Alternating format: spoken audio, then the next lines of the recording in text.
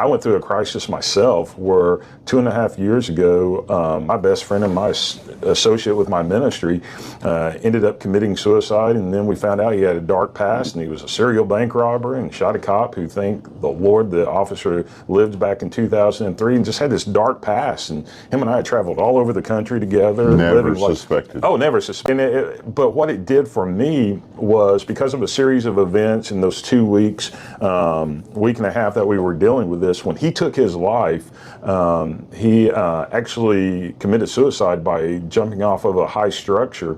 And I didn't realize on that Sunday, at the time, within 20 minutes of him taking his life, I drove within 100 yards of his body, trying to get in touch with him, trying to take him out for lunch because his birthday was the day before.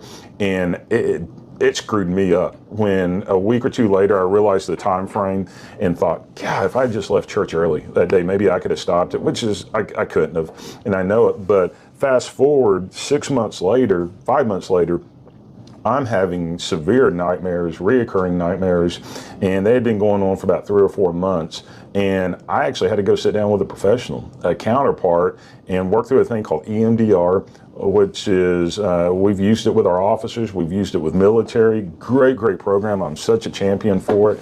I went through an EMDR session. It only took once for me. It takes other people multiple sessions, but I was able to work through the process. But what I tell people when I do a lot of public speaking on this, and I do a talk called How Trauma Saved My Life in the corporate world. By the way, he was a serial bank robber that we never knew about. And then I talk about in detail the 3 reoccurring nightmares I was having and how I was very tempted to turn to substance abuse to just cope with it.